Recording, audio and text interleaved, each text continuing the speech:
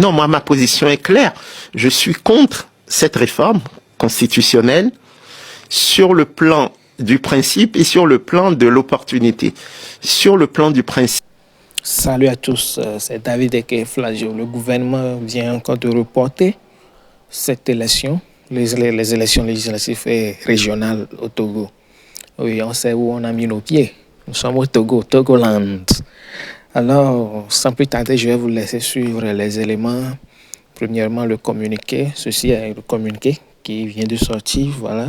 Et la lecture du communiqué. Et après, les journalistes ont intervenu, ils ont débattu concernant ce report. Je vous laisse suivre sans plus tarder. Abonnez-vous et likez la vidéo. On est ensemble. On ne doit pas quand même rester dans une république où les institutions, où les mandats sont terminés et les gens sont en fonction pendant 1 an, 2 ans, 3 ans et d'autres, les députés par exemple qui sont là jusqu'à 6 mois, 7 mois, 8 mois.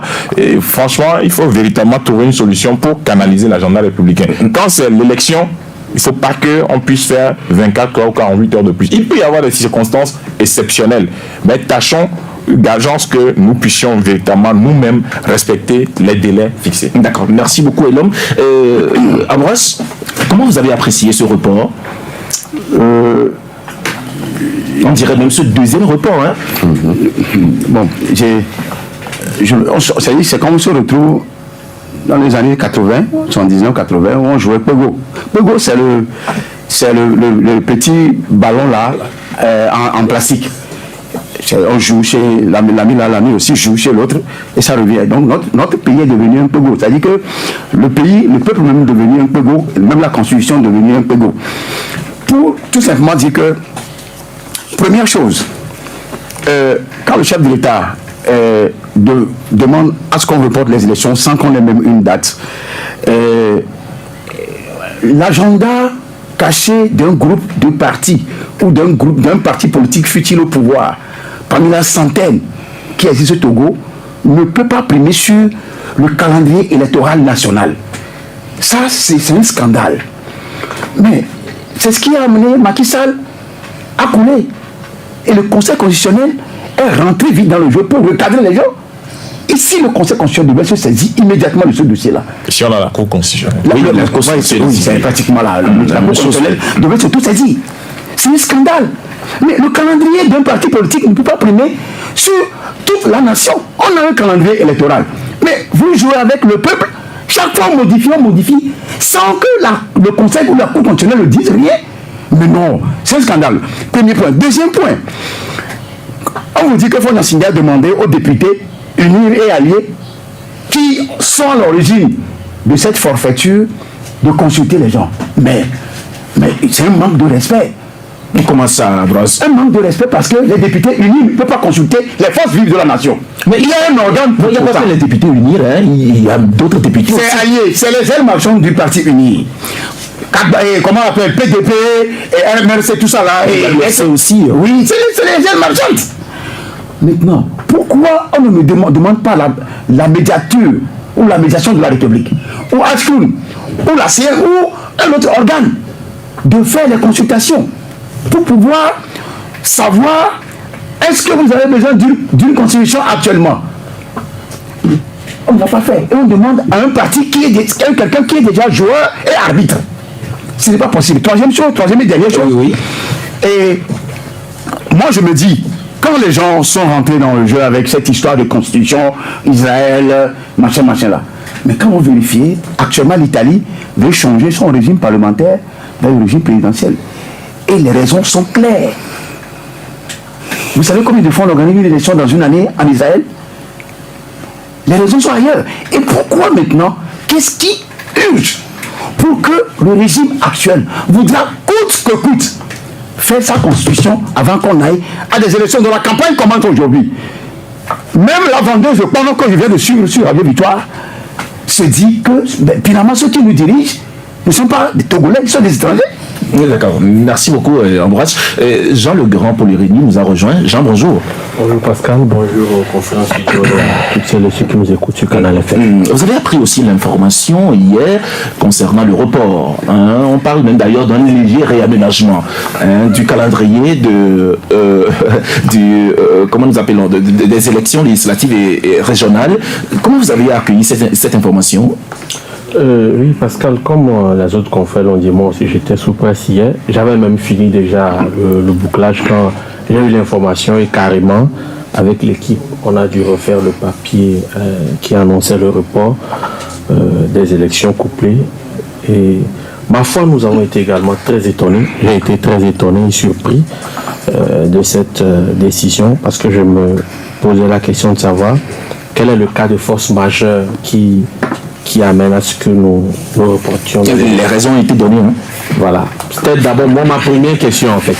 Parce que dès que j'ai eu la nouvelle, je me dis qu'est-ce qui peut engendrer ce report avant qu'après je n'ai l'information complète qui expliquait que c'est compte tenu de large consultation que le président aurait voulu par rapport au projet de réforme constitutionnelle qui a été introduit. Et moi, tout de go, je me suis posé la question de savoir, nous avons un agenda républicain au Togo. Et tout le monde savait que nous avions des élections à date. Bon, si en cours de chemin, on a une proposition de révision constitutionnelle, qu'est-ce qui urge à ce qu'on reporte forcément l'élection et pouvoir étudier cette réforme-là d'abord? Parce que l'élection, normalement, devait primer sur cette réforme. Moi, c'est mon entendement. Parce que c'est en cours de route que la réforme a été mûrie par un groupe de députés. Voilà. Est-ce qu'aujourd'hui, on va faire primer ce désir d'un certain nombre de députés par rapport à un agenda républicain que tous les Togolais savent? Moi, c'est ma question. Maintenant, quand on parle de léger réaménagement, je cherche à comprendre. Sans donner de date. Qu'est-ce qu'on met dans le léger réaménagement et sans date? D'autant plus qu'on parle de large consultation. Est-ce qu'on peut consulter largement les Togolais en un laps de temps? Et on nous a parlé de quelques jours, voire semaines. En ces quelques jours, semaines, on va consulter les villageois qui sont de Saint-Cassé, de Djakbanga, de tous les coins et recoins du Togo. Peut-être que c'est les forces vives de la nation. Bon, qu'est-ce que tu appelles forces vives de la nation? C'est ça. Qu'est-ce que tu appelles forces vives? On nous parle de députés. Que les députés sont renvoyés à la base. Bon, 91 députés vont aller dans tous les hameaux du Togo. Ils sont des super-hommes. Je ne sais pas comment ça va se faire. Et quel député mais je encore? trouve quand même qu'il serait bien séant que ce soit une autre institution qui prenne à bras le corps ce dossier-là. Parce que moi je dis un truc. Il ne faut pas qu'on fasse les trucs de façon précipitée et dire que non, on va faire vite et on va aller aux élections. On peut aller aux élections. La nouvelle mandature qui vient va travailler. Il y a la continuité de l'État. Moi, c'est mon analyse. Parce que la Constitution, c'est-à-dire, c'est un contrat social entre tous les Togolais. Et une fois qu'on veut toucher à ce contrat social, ce n'est pas juste une modification de quelques articles, mais c'est carrément une mouture nouvelle, totale et entière qu'on veut introduire aux Togolais. Il faut qu'on prenne le temps de consulter les Togolais, de faire expliquer le texte. C'est ce que nous avions dit plus tôt. Je dis passé, tu te rappelles, et je le disais. Si ce texte qui va être introduit va saper la caution de Togolais, qu'on fasse bas la terre. Mais si ce texte-là va nous aider, ok que le chef d'État est, mais Dieu merci, le chef de l'État a compris qu'il y avait un problème et qu'il fallait aller au fond. Et donc je trouve véritablement qu'il faut qu'on fasse les choses dans les règles de l'art, qu'on prenne du temps. Et moi je me demande si le petit temps que nous donnons, le léger remaniement, est-ce que tous les Togolais pourront être consultés, pourront donner leur avis, qu'on refasse quelque chose qui nous sied avant qu'on puisse aller aux élections? D'accord. C'est la grande interrogation. C'est la grande interrogation, justement. Alors, pour parler du sujet, nous avons invité un analyste politique. Il s'agit alors de M. Sana, Komlan, Sadio et tout. Monsieur Sadio et tout, bonjour. Bonjour, monsieur Pascal. J'espère que vous allez bien. Oui, je profite pour saluer tout le monde sur le plateau. Je vais bien. D'accord. Et ravi d'être ici pour la première fois. D'accord, nous sommes très heureux aussi de t'accueillir dans cette émission. Alors, c'est vrai que nous avons tous ensemble appris cette information et les confrères journalistes ont donné leur appréciation même d'ailleurs de cette information hier. Vous, à votre niveau, comment vous avez accueilli cette information?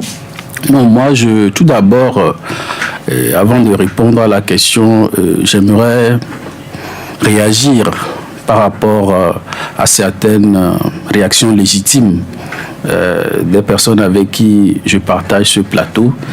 C'est d'abord concernant l'opportunité ou bien pour un groupe de députés d'avoir initié un projet de loi et qui peut-être semble mettre mal à l'aise un certain nombre de personnes. Il faut rappeler que l'article 4 de la Constitution que beaucoup de gens semblent défendre, dit clairement que la souveraineté appartient au peuple et il l'exerce par ses représentants et par voie de référendum.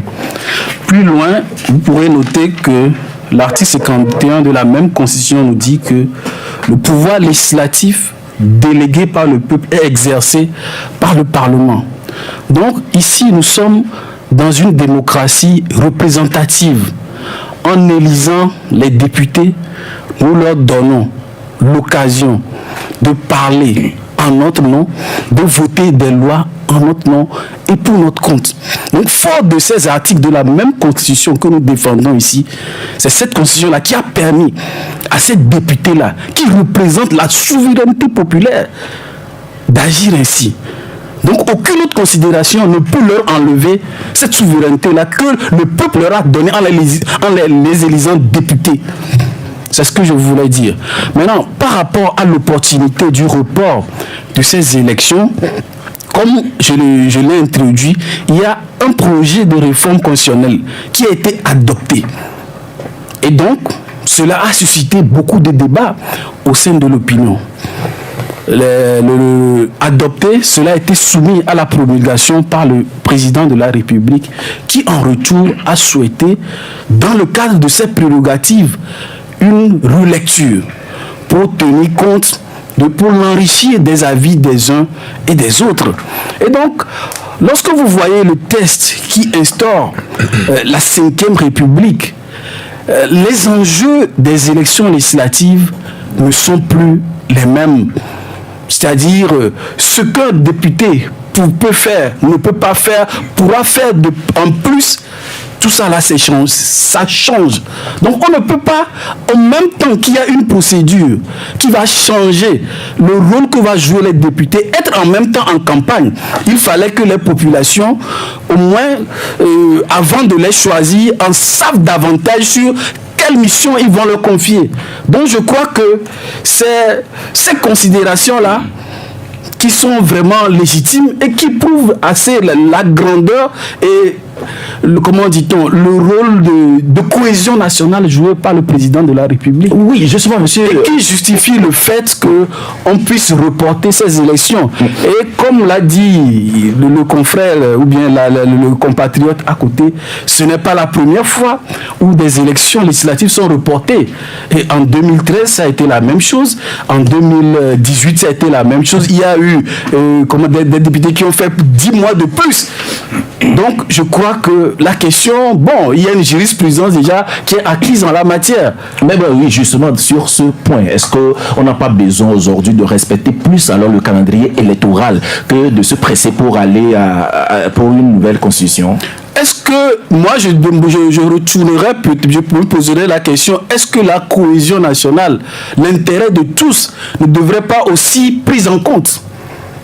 On peut essayer de réfléchir à la réponse qu'on peut donner aux deux. Mais moi, je pense que aller des élections après une large discussion ouverte à tous par rapport à un cadre qui va modifier le paysage institutionnel du pays, ça, je pense que ça vaut la peine.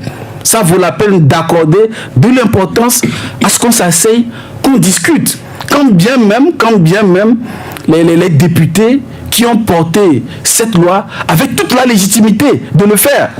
crois qu'on peut dire beaucoup de choses. On peut donner notre point de vue. Mais la Constitution que nous tous nous défendons, encore une fois, dit dans son article 146 que la source de toute légitimité provient de la dite Constitution. Mais puisque le cher confrère, vous posez des questions. Hein, non, moi je ne vais pas poser des questions. Oui, d'accord. Ambroise, oui. J'ai suivi votre invité avec intérêt. Et ce qui m'intéresse dans ses propos, s'il a parlé de régime représentatif à travers cette nouvelle constitution qu'on veut bâtir pour les Togolais, sans les Togolais. Vous savez, le régime parlementaire, quoi qu'on en dise, peut-être, puisque moi je ne voudrais pas tellement rentrer dans le fond de ce débat, c'est la question de procédure et de forme qui me préoccupe le plus. Mais comme il a parlé de représentativité, je vais faire ce développement pour que les gens comprennent, même l'élève du CMD peuvent comprendre. Le régime parlementaire, c'est lorsqu'on décide d'octroyer pratiquement tous les pouvoirs au peuple, à travers ses représentants au Parlement. Et le Parlement dont on parle aujourd'hui, dans cette fameuse constitution, c'est la chambre haute et la chambre basse, l'Assemblée nationale et le Sénat. Qu'on n'a pas encore instauré.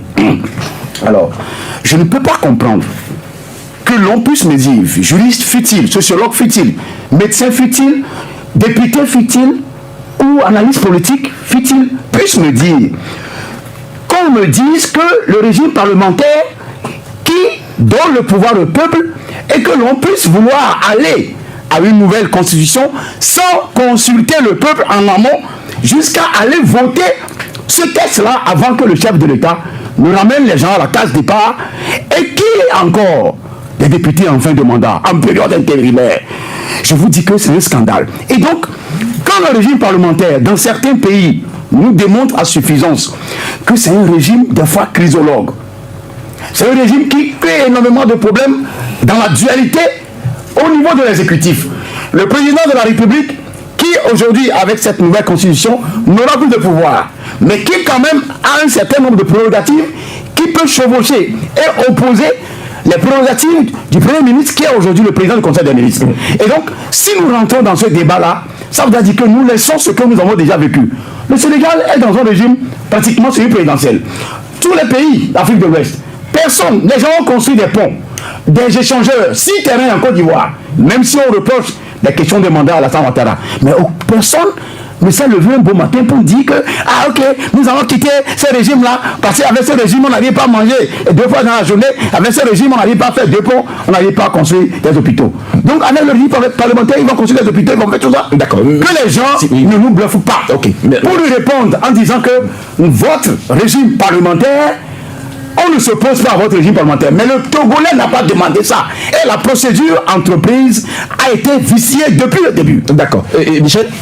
Non, moi ce que je voulais dire, c'est qu'il faut saluer ici le sens de responsabilité du chef de l'État, son esprit d'écoute qui a fait que, après le 25, tout le monde pensait que bon, tout est bon, allez romper les rangs. Les faits sont faits. Voilà. Et patatras, le 29 mars, il dit il y a quelque chose à refaire. Je pense que c'était pas évident.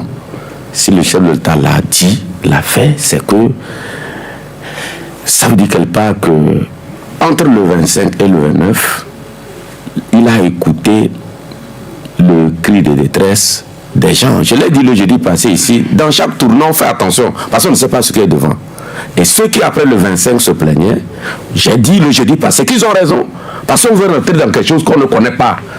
On n'a jamais expérimenté. Il y a cela. la peur de l'inconnu. Il y a la peur de l'inconnu, le saut dans l'inconnu. Et les gens ont peur. Maintenant, il faut les expliquer. Vous comprenez? Maintenant, Michel, s'il te plaît. Oui. Sur ce point, laisse-moi. Est-ce qu'on n'a pas besoin de donner les explications avant même d'ailleurs justement, laisse-moi le temps d'expliquer ce que j'ai en tête. Vas-y. Vous savez, le chef de l'État, en disant, en demandant à l'Assemblée nationale de procéder à une seconde lecture, c'est pour dire à l'Assemblée nationale que vous avez commencé par la fin de ce que normalement vous devez faire. Ça dit, il fallait prendre le temps de recueillir des avis, des uns des autres pour voir ce que vous avez, si on peut améliorer cela. C'est ce que moi j'ai compris. C'est pourquoi aujourd'hui, hier quand j'ai vu le communiqué, j'étais mal à l'aise parce que je ne comprenais pas. Je n'avais pas un vis-à-vis pour m'expliquer. L'Assemblée nationale à qui on demande de repartir, je n'ai pas compris cela. Parce que l'Assemblée nationale, entre le 25 et le 29, si vous avez écouté certains, ici comme ailleurs, vous avez l'impression que même si Jésus revenait avant le 29, il n'avait rien à retrancher ou à ajouter de la mouture qu'on nous avait servi. Alors, c'est eux qu'on demande d'aller consulter qui d'abord Voilà, c'est là où moi, qu'on m'explique cela. D'accord. Ces députés-là, c'est eux qu'on demande, ou bien, moi j'aurais voulu, le chef de l'État a montré qu'il est au-dessus de la mêlée. Il a pris la situation en main, mais qu'il aide à régler le problème là parce qu'aujourd'hui, il y a une torture psychologique dans l'opinion. Les gens, en venant ici même, j'étais dans un supermarché, il y a un aîné qui était là-bas et qui me salue, qui dit, Michel, tu vois, aujourd'hui je vais à l'émission. Il dit, votre affaire là, je dis, quelle affaire? Ce qui se passe là, je dis, qu'est-ce qui se passe? Il dit, Donc, je suis parti de son là pour rentrer en moi, comprendre ça. Mais il y a des milliers de Togolais qui ne savent pas qu'est-ce qui se passe. C'est ce que le chef d'État veut, qu'on reprenne à la base. Mais maintenant, qu'on corrige, qui va corriger cela? C'est l'Assemblée actuelle ou bien le gouvernement? C'est pourquoi j'ai mis sciemment dans mon canal, je dis, le gouvernement veut. Parce que à écouter beaucoup de parlementaires, la machine est lancée. Il y a une couverture. Après la sortie de cette député, il y a une couverture des juristes avec une grosse batterie pour dire que ce qui se passe là est correct. Avant que le chef de l'État me dise, arrêtez-moi ça. Donc aujourd'hui, moi je dis que il revient au chef de l'État. Vraiment, parce que les gens sont tellement inquiets, les gens ne comprennent pas grand-chose. Il faut quand même prendre le temps d'expliquer pour que les gens... Parce que nous-mêmes qui parlons ici, là, il y a beaucoup de choses. Je vous ai dit, j'ai eu de la peine à comprendre le communiqué d'hier. Je voulais quelqu'un pour... Est-ce que ce n'est pas clair? Non. D'accord. Merci beaucoup, Michel. Vous savez, le débat que nous sommes en train de faire ici est un débat véritablement dans lequel je souhaiterais qu'on puisse nous entendre et dépassionner véritablement un certain nombre. Tout à fait. Je suis d'accord. Première chose, des députés ont voté un texte la dernière fois au Parlement dont personne n'a le contenu. C'est une loi secret défense. Est-ce que c'est normal pour la constitution d'un pays? À l'heure où nous sommes en train de parler, personne n'a l'intégralité. L'intégralité, je précise. On fait des débats sur des points qui nous intéressent. Mais il y a des institutions dont les noms ont changé. Est-ce que véritablement le peuple a été consulté pour qu'on change de nom à des institutions? C'est vrai que le Parlement ou l'Assemblée nationale reflète la souveraineté populaire. Mais du jour au lendemain, on ne peut pas s'amuser à changer le nom des institutions comme on peut le faire, comme ça. Et puis, à l'heure où je suis en train de parler, je dis personne n'a le test.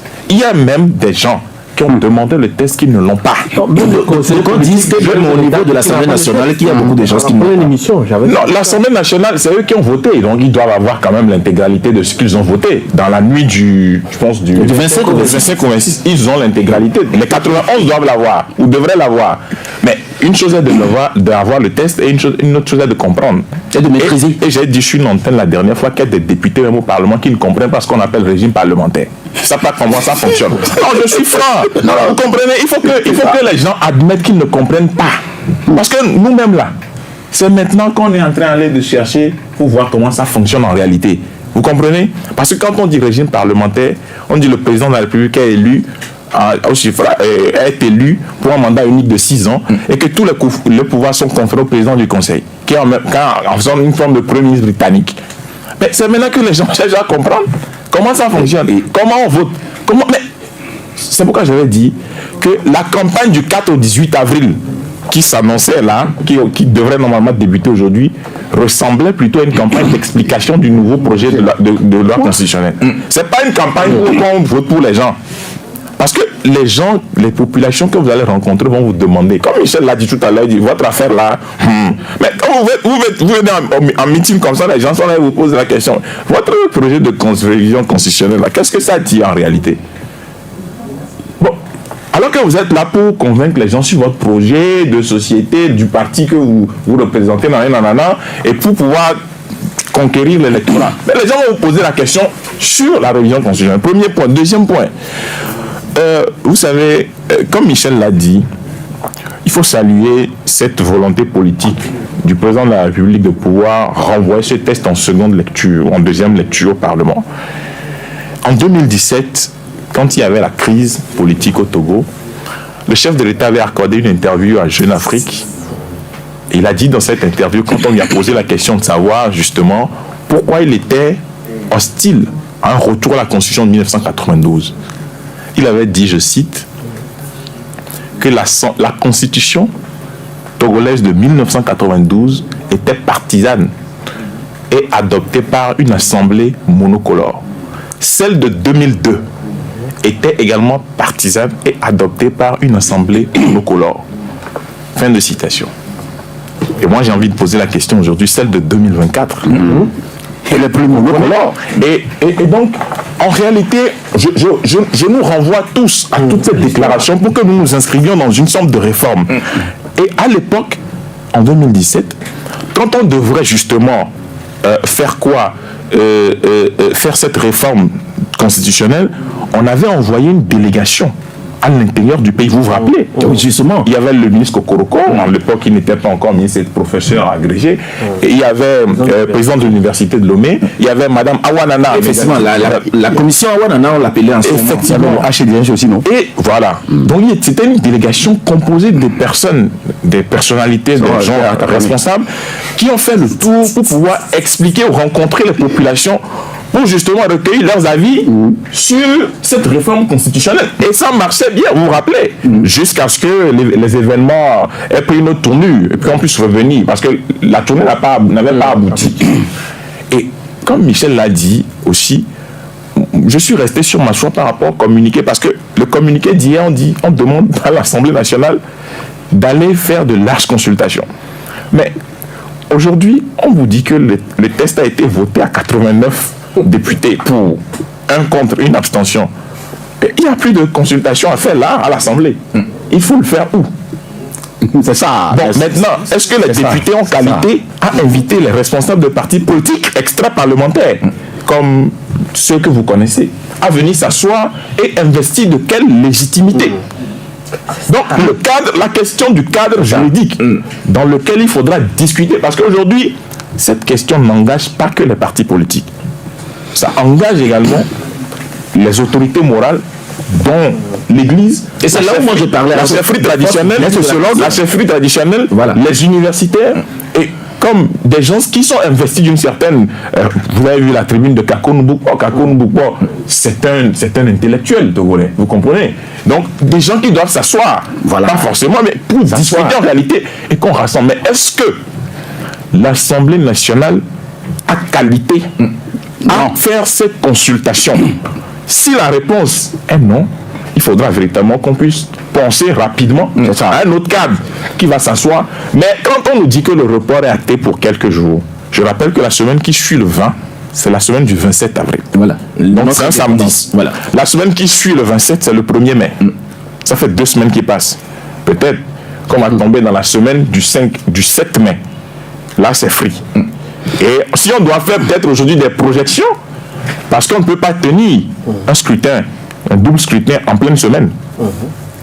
On est d'accord. On n'est pas fait. Donc ça doit être un samedi. Donc ça voudrait dire que logiquement, si on fait les calculs, on est dans la semaine du 7 mai en allant. Ok, merci beaucoup. Jean-Paul Rémy. Alors, est-ce que tu mûris également les mêmes inquiétudes que l'homme? Non, je les ai tantôt formulées à ma prise de parole. J'avais posé la question de savoir, quand on parle de députés retourner à leur base, à quelle base ils vont retourner? Et est-ce qu'ils ont cette légitimité-là de pouvoir le faire? Et quand on parle de léger remaniement, mais en même temps, quand on parle de large consultation, il y a une dichotomie. Comment est-ce qu'on peut faire de large consultation avec un remaniement léger. La question se pose. Est-ce que c'est en termes de semaines ou en termes de mois? Si du moins on nous explique comment les choses seront faites, là, on sera situé. Mais tous les développements qu'il a fait, quand vous voyez le contexte, la forme, je vous dis, tout ça nous ramène nous-mêmes à notre propre histoire. Je l'ai dit tantôt, jeudi passé. Revoyons l'histoire politique togolaise avant de poser certains pas. Parce que le chef de l'État lui-même a dit à Takpamé, plus jamais ça dans notre pays. Le plus jamais ça engage beaucoup de choses. Aujourd'hui, le Togolais de 2000 n'est pas le Togolais de 2010, n'est pas le Togolais de 2024. Les gens sont plus éveillés, les gens suivent ce qui se passe ailleurs. Et les gens comparent. Les réseaux sociaux aussi. Les réseaux sociaux ont un impact vraiment véritable sur la compréhension. Comme il a dit, on dit qu'on va aller expliquer quelque chose au Togolais, mais ceux-là même, c'est-à-dire que le politique même dit qu'il n'a pas les textes. Et on nous a dit que selon le règlement intérieur de l'Assemblée nationale, un texte qui est en train d'être voté, on ne peut pas le rendre public. Maintenant, comment ça va être fait? Par quelle alchimie? Qu'on nous explique. D'accord. Est-ce que ce règlement va être violé ou quel est vraiment le fondement de... D'accord, merci beaucoup Jean. Alors, monsieur Sadio et tout, alors vous avez écouté les uns les autres, les inquiétudes alors de nos confrères bien sûr, et ces inquiétudes, ce sont des inquiétudes peut-être alors d'habitude, des inquiétudes alors de la population. Dites-nous, par rapport même d'ailleurs à cette large consultation, comment ça se fera? Non, je vais répondre à la question, mais avant, je vais rebondir sur des observations intéressantes. Monsieur Jean-Paul, si j'ai bien entendu... Non, Jean-Paul Rémy. Jean-Paul Rémy. Ok, Jean, merci beaucoup. Monsieur Jean a dit de revisiter notre histoire politique. Et je pense que c'est là où ça devient très intéressant. Et je crois que il n'y a personne, à part les Togolais, de faire le point des 32 ans de vie constitutionnelle que nous avons eu au Togo. Et personne ne va nier sur ce plateau que à chaque fois qu'il y a eu des élections présidentielles, c'est l'expression qu'il a rapportée venant d'Atakpa, mais plus jamais ça. Au Togo, c'est des crises politiques et sociales, c'est malheureusement parfois des morts, c'est des exilés politiques, etc., etc., depuis 32 ans. Mais vous remarquerez que lorsque l'on prend ces mêmes acteurs qui sont candidats à ces élections présidentielles où c'est suivi de violence, lorsqu'on les prend, par exemple, dans des élections, dans des périodes post- et pré-législatives, ce n'est plus le cas. C'est relativement plus apaisé. On peut en convenir aisément sur ce plateau. Et ensuite, le processus de décentralisation qui a abouti à la création des communes, on a eu à voter à des conseils municipaux qui, à leur tour, élisent des maires. Est-ce qu'un seul Togolais s'est plaint de ne pas avoir eu l'occasion d'élire directement son maire? Mais moi, je pense que ces élections municipales ont été vraiment l'occasion de montrer que les Togolais, ces mêmes acteurs qui sont capables d'en arriver aux extrêmes, lorsqu'on parle d'élections présidentielles, sont quand même capables de pouvoir cohabiter dans des conseils municipaux en présence de plusieurs autres acteurs politiques. Donc, est-ce qu'on ne peut pas dire qu'aujourd'hui, que c'est fort de cette vie politique apaisée lors des élections législatives, cette cohabitation entre acteurs politiques dans le système décentralisé avec les communes qui a inspiré ceux qui ont porté cette loi, cette nouvelle constitution. Mais on a aussi beaucoup parlé ici de la commission qui a fait le tour du pays. La commission Ouadana. Je peux rappeler, je sais que vous ne l'avez pas oublié sans doute, qu'à l'étape de Lomé, l'opposition a boycotté on les a invités, la commission n'a pas pu les recevoir et la commission a dû pondre un rapport. Et vous savez que dans les recommandations de ce rapport, il a été écrit qu'il fallait que l'on réduise les pouvoirs du président de la République en vue de rééquilibrer les pouvoirs. Donc, est-ce qu'on ne peut pas dire qu'on s'est un peu inspiré de la vie politique que nous avons menée, on s'est un peu inspiré des propositions de cette commission?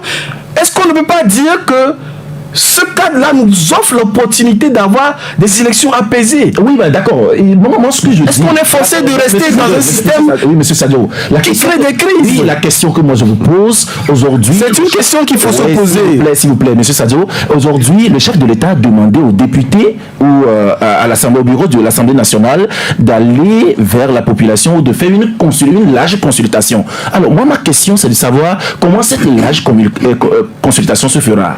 En tout cas, en tant qu'analyste politique, bien sûr. En tant qu'analyste politique, je peux vous dire qu'il est tout à fait possible de soumettre des rapports, de soumettre des préoccupations au bureau de l'Assemblée nationale. Il convient à l'Assemblée nationale d'organiser ce cadre-là. Et aucune loi de la Constitution, aucune loi du règlement intérieur de l'Assemblée nationale, si quelqu'un dit le contraire, on peut me l'opposer. Ou bien après, quelle est la loi qui interdit au bureau de l'Assemblée nationale d'organiser de telles consultations dans le format qui lui convient? Il n'y en a pas. Donc moi je pense que si nous devons discuter, ne prenons pas nos avis pour quelque chose qui s'impose à l'État. Nous avons notre avis sur la question. Ça, c'est ma proposition. On est dans un état de droit. La liberté d'expression nous permet de dire, bon, c'est préférable que ça soit dans ce cas de préférable. Mais de dire à l'avance que ça là, c'est illégal, non, quand même. Il y a beaucoup de prétentions aussi. On ne nous montre pas une disposition légale qui interdit cela. D'accord. Oui, Ambroise. Oui, je voudrais réagir par rapport à ce que votre invité a dit. D'abord, je lui réponds tout de suite que la loi seule ne fait pas une république. La coutume et la morale aussi font une république. La jurisprudence aussi peut faire une république. Ça, c'est la réponse à son histoire de loi. Parce que la loi, c'est les hommes qui le font. Et la république aussi, c'est les hommes qui le font. Ils peuvent le défaire et le refaire. Concernant l'histoire... Tout comme les députés veulent le faire à la République. Oui, monsieur Sabin. Concernant l'histoire de la décentralisation, on a dit qu'est-ce qu'il en sait? La décentralisation a été lancée au Togo, on sait comment ça balbutie. Et on ne nous a jamais fait un bilan, même à mi-parcours. Nous sommes à 1 an de la fin du mandat des maires. Allez voir ce que les gens ont créé comme problème, notamment l'ancien ministre de l'administration territoriale a foutu comme problème dans la décentralisation. Je dépose ça aussi là-bas. Il n'y a pas de bilan. Je reviens à notre fameuse histoire de constitution que les députés illégitimes et illégaux veulent tripatouiller. Derrière, au dos du peuple, on a comme l'impression que c'est une loi qui a été importée, que c'est l'import-export. Mais on parle plutôt alors de ce qui s'adapte à notre réalité. Oui, justement, quand on parle de réalité, ça me fait rire. Quelle réalité? Mais quand vous parlez de réalité, ta tête a changé là où tu es là, la tête de Michel a changé. D'ailleurs, on a maintenant une tête carrée. Les Togolais veulent manger juste 2 fois dans la journée. C'est les réalités qui sont face à notre quotidien. Au début de l'émission, j'en ai parlé des faits tricolores qui, au lieu de régler les problèmes de circulation et de réduire le mode d'accident, ancrés là-bas. C'est notre réalité. On a un problème de la nationale numéro 1. Il y a des accidents tous les jours. C'est nos réalités, ça. Et d'autres réalités, c'est d'avoir des voies dans les villages pour transporter les vivres à Lomé et ailleurs. Ce n'est pas le fait de changer une constitution, de quitter un régime à un autre, que ça fait réalité. Il parle d'un poste de présidence ou d'une présidentielle qui est toujours un problème dans ce pays. Quel est le problème lors des présidentielles? C'est quand un transporteur des urnes, un militaire transporte des urnes en courant. C'est l'opposition ou c'est le peuple qui fait là le problème? Vous avez vu la vidéo là qui a encore circulé? En pleine élection en 2005, un militaire prend les urnes et il court. Et on a saccagé des urnes. C'est ça. Donc ce n'est pas l'opposition qui le fait. Donc ce n'est pas le peuple qui le fait. Le peuple veut aller à des élections, exprimer son suffrage tranquillement pour qu'on donne les résultats transparemment, des résultats équitables et justes qui sont des urnes. On n'a jamais connu ça au Togo. Depuis 58, à part 94. Et donc aujourd'hui, qu'il en fasse économie de certaines sorties pour nous dire aujourd'hui, je vais finir, aujourd'hui que ce qui use pour les Togolais, c'est de retirer que le chef de l'État Faure Gnassingbé instruit carrément de retirer carrément cette loi-là. On n'en est pas encore là. Ce qui nous préoccupe aujourd'hui, c'est notre constitution qu'on a de 92, qu'ils ont tripatouillé plusieurs fois, qui ont été dépouillés de toute sa substance, et dont aujourd'hui on met même les droits de l'homme en marge. D'accord, merci Ambroise. Alors Michel, il faut... Ah, ok. Oui, Michel d'abord. Oui, non, moi je trouve que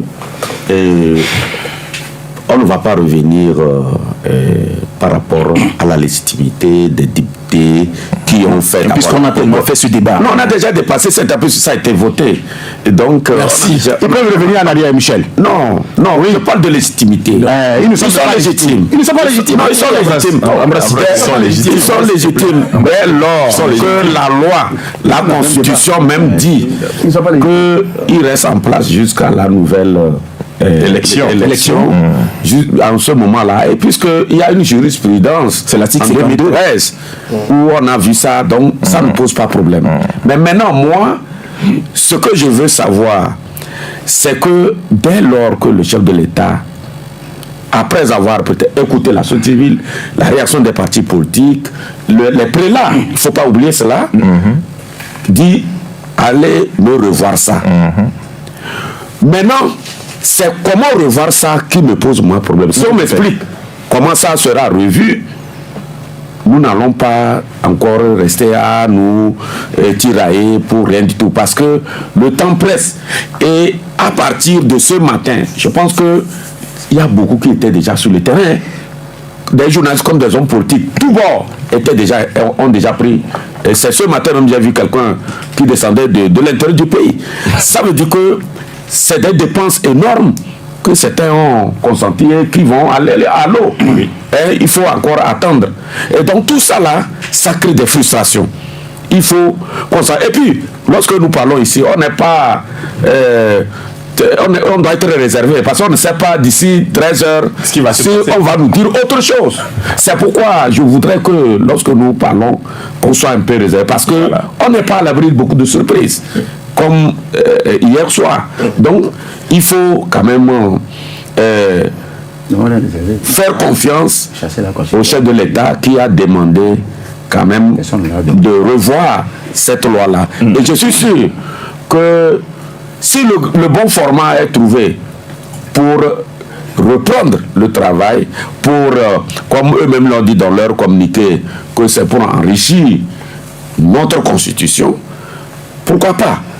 Mais une constitution qui doit quand même nous amener à nous entendre que de nous diviser encore davantage. D'accord. C'est ça, on doit, en tout cas, c'est le souhait qu'on doit aujourd'hui nouer. Sinon, le reste de nos tergiversations, ça ne changera rien. D'accord, merci beaucoup. Je m'inscris dans la même logique que ce que Michel a dit, vous comprenez. Vous savez, on a écouté beaucoup de choses. On a suivi beaucoup de gens sur ce sujet. Et moi, ce qui me pose problème, c'est que la loi que des députés de cette législature ont dit avoir voté au nom du peuple, qu'ils nous la mettent à disposition.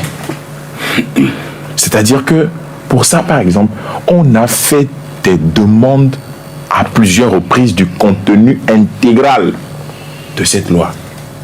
On ne l'a jamais reçu. On a des bribes. On a beaucoup de textes qui circulent. Tout à fait, sur les réseaux sociaux. Sur les réseaux sociaux. On fait le débat sur des textes véritablement qui ne proviennent pas de l'Assemblée. Vous comprenez? On a quand même des textes, on a quand même certaines choses. Mais pour dire officiellement que bon, c'est ce qui a été voté, on est indisposé en réalité. C'est vrai que le chef de l'État a des prérogatives de promulgation de la loi en question. Mais si véritablement on investit la chose d'une certaine transparence, autant rendre la chose transparente jusqu'au bout. Pour que le Togolais qui se retrouve à Djarkmanga, à Dapao, à Nano, quand il va voir la loi sur les réseaux sociaux ou bien sur son téléphone, il va dire que bon, ça, c'est ce qu'on a voté pour nous. Il finit de lire lui-même, il a déjà son premier avis sur la question, d'accord? Et deuxième chose, j'avais dit quelque chose sur l'antenne la dernière fois, je le répète. Il faut que, à l'avenir, des députés puissent véritablement savoir ou revoir cette disposition qui dit que les députés actuels restent en fonction jusqu'à la prise de fonction de leur successeur. Je m'explique. C'est normal, hein? C'est dans le bon fonctionnement de la démocratie. Puisque c'est dans d'autres constitutions aussi. Mais les députés ou des députés qui sont hors mandat ne doivent pas avoir les mêmes prérogatives que lorsqu'ils étaient en plein mandat. Je suis désolé. C'est ça. Vous comprenez? Point. Quand la législature s'arrête à une date X, c'est que vous avez des prérogatives constitutionnelles, réglementaires, qui s'arrêtent à cette date-là et des prérogatives qui peuvent continuer au-delà de cette date. C'est comme l'exercice de la fonction, la haute fonction de l'État. Quand, par exemple, vous êtes chef de l'État et que votre mandat est à terme, vous restez en fonction jusqu'à l'élection de votre successeur. Mais en réalité, il y a des prérogatives dont vous êtes investi. Parce que aujourd'hui, les députés qui sont là, ils ont plein pouvoir. Mais pour l'avenir, parce que en 2018, ils avaient fait 10 mois de plus. Aujourd'hui, la prolongation qu'on joue là, si des prérogatives du genre étaient véritablement circonscrites, on ne serait pas là à discuter de tout ça. Parce qu'ils savaient qu'ils avaient une période, 5 ans. Si le projet de révision constitutionnelle de la proposition devait arriver, ça devait être dans les 5 ans. Mais est-ce que le législateur ne l'avait pas fait sciemment? Mais on ne sait pas. Aujourd'hui, on se rend compte en réalité. Parce que dans toute situation, il faut tirer des leçons. Voilà. Et ce qui se passe aujourd'hui, ça donne véritablement des leçons à tout le monde. Aujourd'hui, tout le monde sait que l'Assemblée nationale, ils sont dans le faux, est hors mandat. Ils sont en fonction jusqu'à l'élection de leur successeur, oui. Mais de quelles prérogatives sont-ils investis? Il faut relancer le débat maintenant parce que à l'avenir, vous aurez encore des propositions de loi qui vont arriver hors mandat de député, hors mandat législatif. Comment est-ce qu'on va le faire? Donc, il va falloir que soit on lance le débat au niveau de la Cour constitutionnelle, parce que la loi est muette dessus, la Constitution est muette sur les prérogatives dont sont investis les députés hors mandat. Il faut que ils continuent d'exercer comme s'ils étaient en plein mandat, ou comme s'ils avaient plein pouvoir de ce que la loi est muette dessus. Et quand la loi est muette, c'est dangereux. D'accord. Jean? Oui, je m'inscris dans la même lignée que mes prédécesseurs. Et par rapport à cette révision constitutionnelle qui alimente les débats et qui fait toujours couler beaucoup d'encre de salive dans les ménages partout. Moi-même, il y a des gens qui m'ont jamais écrit, qui m'ont écrit, Jean, votre constitution là, c'est quoi vous voulez nous faire? De quoi il est question? Et sur ce point, je voudrais également saluer l'esprit d'ouverture et d'écoute du chef de l'État, parce que dans l'annonce de l'adoption de ce projet de loi, beaucoup de voix sont élevées et il a été attentif et a compris véritablement qu'il y avait un problème et qu'il fallait temporiser les choses. Ça, c'est quelque chose à saluer. Et au point 2, comme un des confrères l'a dit, cette histoire de légitimité, de légalité, il faut qu'on la tranche dans les prochains tests qui viennent. Parce qu'on ne peut plus rester encore sur les mêmes problèmes. J'aurais appris que dans la nouvelle mouture, les députés qui seront élus 3 mois avant la fin de leur mandat n'ont plus force à élire le président de la République. Ils ont des limites pour leur fonction. C'est pour dire quoi? On suppose que quand vous êtes vers la fin de votre mandat, il y a certaines prérogatives dont vous ne devez plus disposer. Vous voyez un peu. C'est dire que tantôt notre analyse parlait de la loi. C'est vrai, il y a la loi, on ne refuse pas. Le chef de l'État même connaît la loi. Mais c'est lui-même qui a compris que même si les députés sont légaux et légitimes, il y a l'appréciation de mes concitoyens dont je dois prendre compte. L'opinion. Et ici, la loi s'arrête. C'est ça. D'accord. J'aimerais vraiment que le chef de l'État commence sur une dynamique. Et avec son statut aujourd'hui de pacificateur dans la sous-région, de médiateur, ces actes sont suivis et scrutés par beaucoup de personnes. Et je crois que le chef de l'État nous écoute et qu'il prendra la mesure de la chose pour les dispositions futures qu'il prendra concernant cette révision constitutionnelle. D'accord, merci beaucoup. Monsieur Sadio Retou, finalement, vous avez écouté les uns les autres, des confrères sur des inquiétudes encore, des inquiétudes émises. Oui, il y a la légitimité également, lors de cette question de légitimité des députés en fin de mandat et tout. Qu'est-ce que vous répondez? Moi, j'aimerais le rassurer d'abord en me disant, tout en étant légaliste, je n'interdise pas, je ne refuse pas. Et je trouve que c'est d'ailleurs bon que le chef de l'État puisse vouloir s'élever au-dessus de la mêlée. Moi, ça me contente, à lui dire vrai. Mais je peux lui dire aussi que c'est la loi aussi qui donne la possibilité au chef de l'État de demander une deuxième lecture.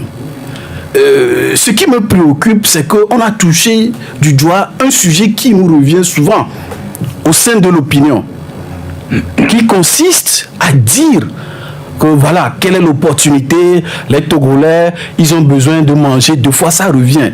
J'aimerais quand même qu'on puisse avoir le courage de dire à nos compatriotes que manger 2 fois, 3 fois par jour, ce n'est pas dans la Constitution que ça se décide.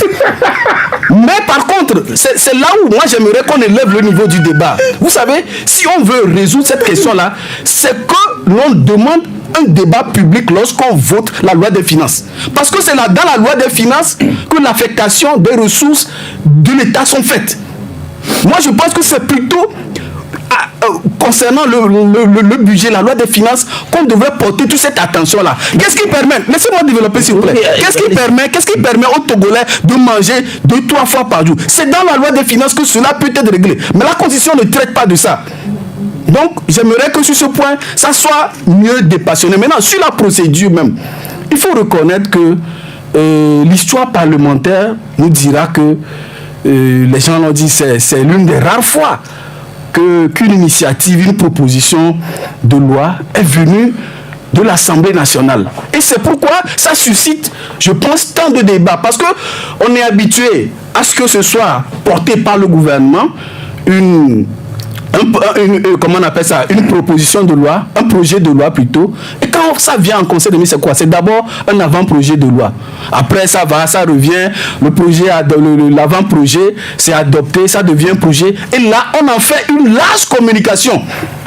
Mais dans les procédures de l'Assemblée nationale, peut-être vous direz-vous que c'est une faiblesse, il n'existe aucune procédure prescrite qui permet d'aller en parler, c'est-à-dire aucune procédure ne l'oblige, c'est possible, mais il n'y a aucune obligation à cela. Ici on parle de la Constitution, c'est de ça qu'il s'agit. Oui, on parle de la Constitution, vous savez, le même constituant, dans son article 44, il nous dit quoi? Le projet de loi, la proposition de loi plutôt peut être portée par 1/5 des députés. Ici, on avait, je crois, 21 députés qui l'ont porté. Le seuil de recevabilité est acquis. Et la loi a été votée à plus de 4/5 des députés. Qu'est-ce que cet article 144 qui nous parle de la révision constitutionnelle nous dit? Il nous dit que, à défaut des 4/5, si c'était adopté à 2/3, on passait au référendum. Cela veut dire que le constitutionnel, celui qui a écrit la Constitution, que nous tous nous défendons, reconnaît que une proposition de loi votée à plus de 4/5 des députés a valeur de référendum. Oui, on peut rentrer dans d'autres considérations pour dire oui, tenir compte. Oui, mais reconnaissons-le que c'est ce que la Constitution dit qui a été fait. Maintenant, j'apprécie beaucoup M. Elom, qui a fait des ouvertures allant dans le sens de l'enrichissement voulu par le chef de l'État. Oui, pourquoi pas? Pourquoi pas ne pas réduire cette période-là qui pousse un débat intéressant, ne pas penser à réduire les prérogatives ou à ne pas réduire. C'est un débat qui se pose. Et nous tous, nous sommes appelés à contribuer à cela. Mais moi, personnellement, puisque aussi ce débat, cette affaire de manger 2 fois, moi, j'aimerais qu'il y ait aussi un large débat lorsqu'il s'agit de voter dans la loi des finances. Parce que beaucoup de gens sont incapables de dire qu'une constitution ne peut pas régler ça. D'accord. Et il y a peu d'attention dessus. Ça passe comme une lettre au poste et puis on en parle peu. D'accord. Il y a une... Juste en 30 secondes. Il ne faut pas véritablement aussi qu'on donne l'impression aux gens véritablement que le régime parlementaire n'est pas chrysologue. Cet argument n'est pas du tout objectif. D'accord. Les 32 ans de réforme, de révision constitutionnelle, enfin de marche constitutionnelle que nous avons faite à ce jour, on ne peut pas dire que parce qu'il y a eu crise, les élections engendrent des crises et que bon, véritablement, c'est terminé, il faut aller à un régime parlementaire.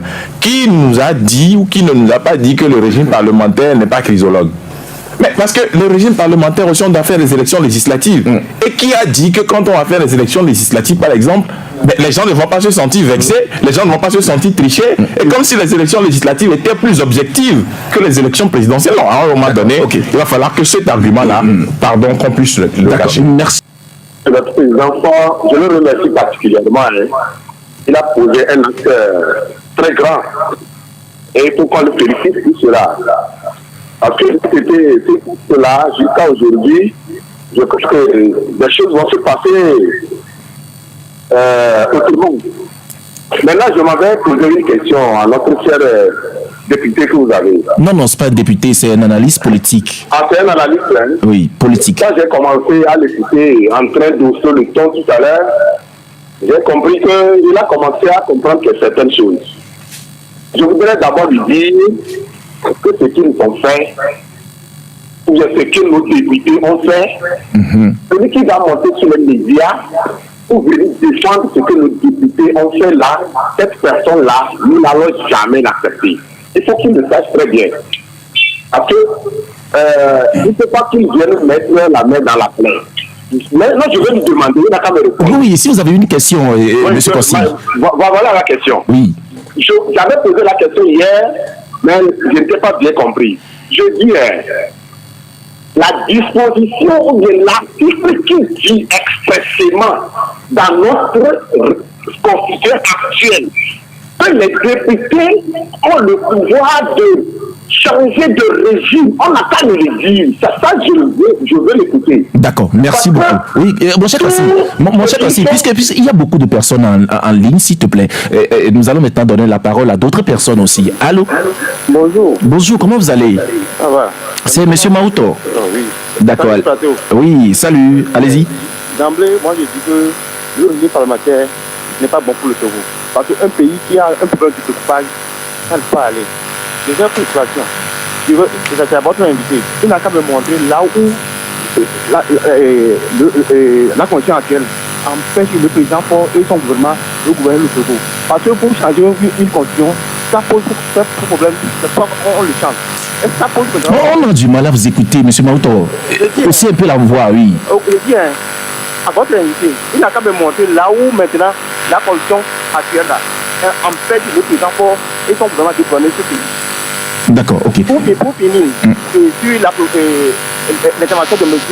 Elom, que le président a fait un interview à Jeune Afrique 2017, que l'Assemblée et le Conseil de 92 était un monocolore.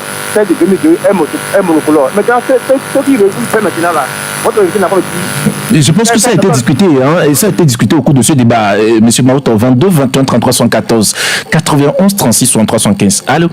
Oui, allô, bonjour. Bonjour, comment vous allez? Je vais bien, et chez vous? Ça va aussi, votre nom? Monsieur Komla depuis Agoué. Monsieur Komla depuis Agoué, allez-y. Je salue le plateau. Oui. Tout d'abord, l'acte du président, c'est à saluer. Il aurait pu, il aurait pu consulter les gens avant de procéder à ces genre de choses-là. Maintenant, c'est comme si cette révision-là, on demande aux mêmes personnes qui l'ont rédigé ou bien ils ont révisé et ils ont initié, justement, vous voulez dire. Oui, de les revoir. Qu'est-ce que ça va changer? Qu'est-ce que ça va changer? On demande à la même personne de revoir ce qu'il a fait, ce qu'il a déjà fait. L'intention qu'il a déjà eue, c'est la même intention qui se passera. Donc, on aurait pu avoir un dialogue. Le président aurait pu appeler les acteurs politiques pour la société civile, tout le monde, même le Togolais lambda. Il aurait pu comprendre ce qui se passe. Parce que nous, on est dans le flou. D'accord. Merci beaucoup, monsieur Coman. Oui, allez, bonne journée. 22, 21, 33, 114, 91, 36, 63, 75. Nous insérons notre auditeur. 22, 21, 33, 114, 91, 36, 63, 75. Allô? Allô? Oui, bonjour. Oui, bonjour. Oui, bonjour. Bonjour, Pascal. Bonjour, Pascal. Oui, disez bonjour. Oui, moi, je pense que le monsieur, l'analyste que vous avez invité, je pense que le soir, il faut qu'il revoie, il écoute l'émission.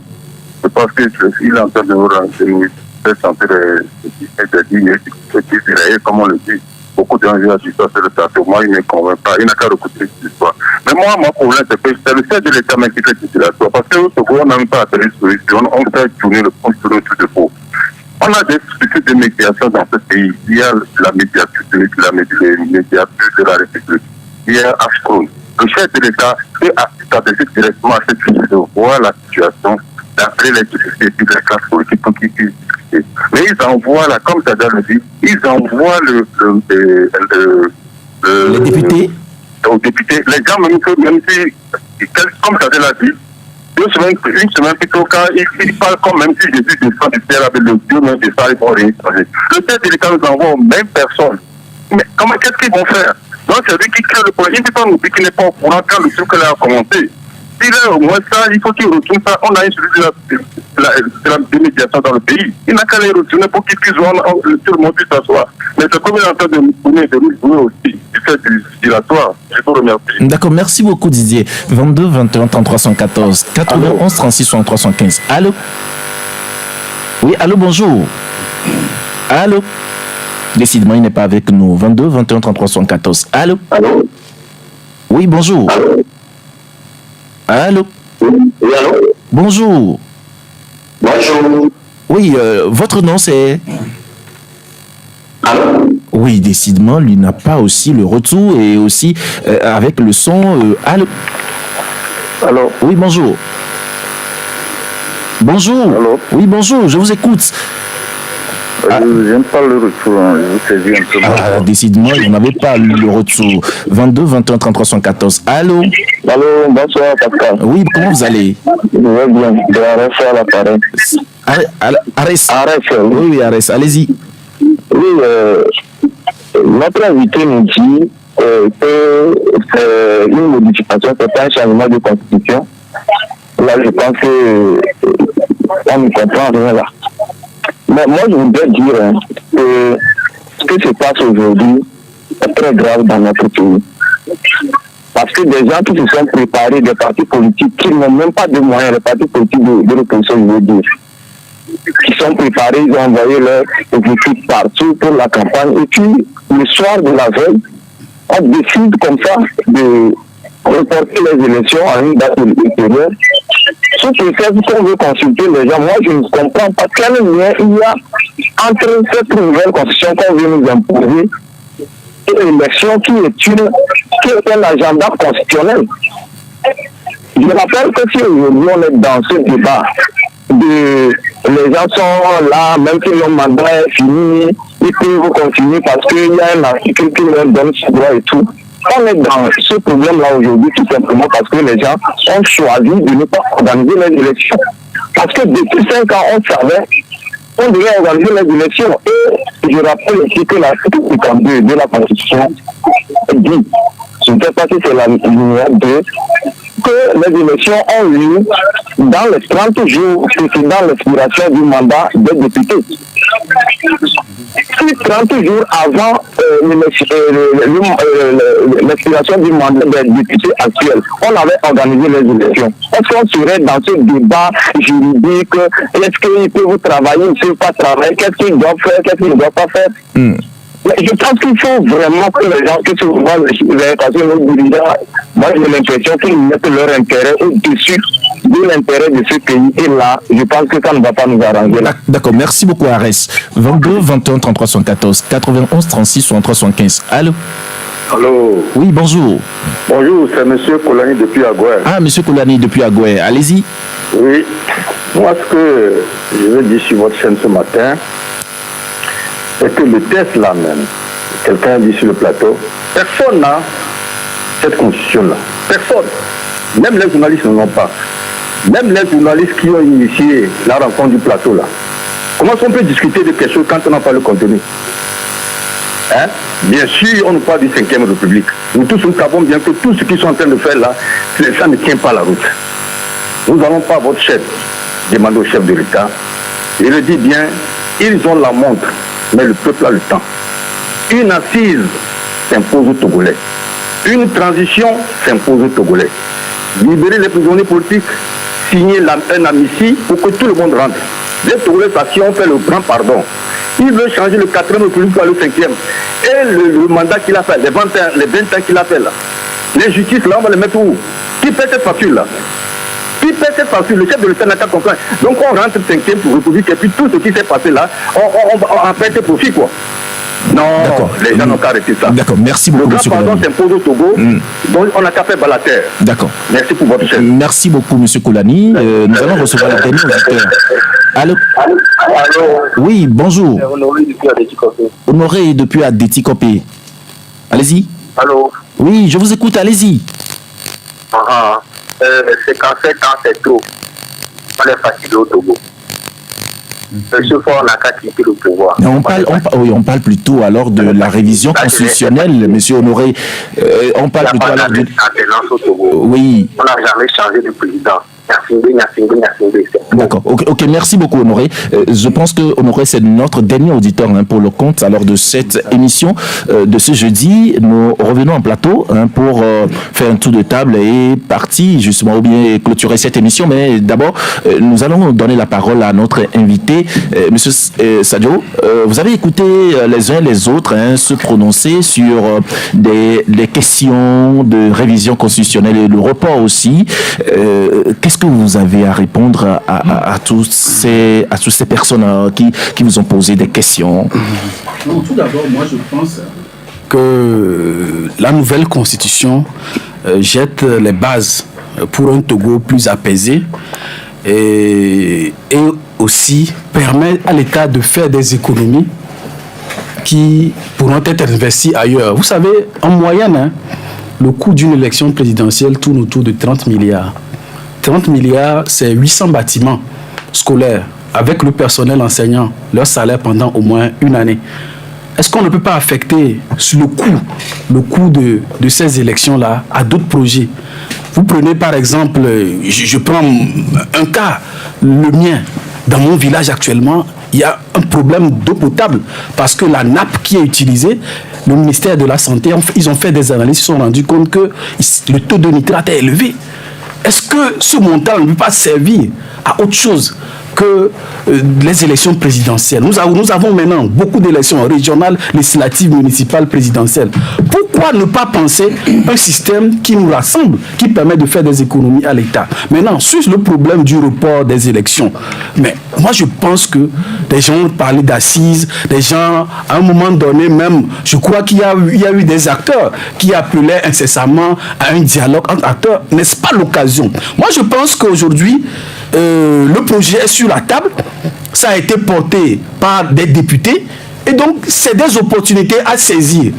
Il y a eu des approches pour dire qu'il faut enrichir le texte que j'ai beaucoup apprécié, et moi je crois qu'aujourd'hui il faut sortir de la logique du blocage.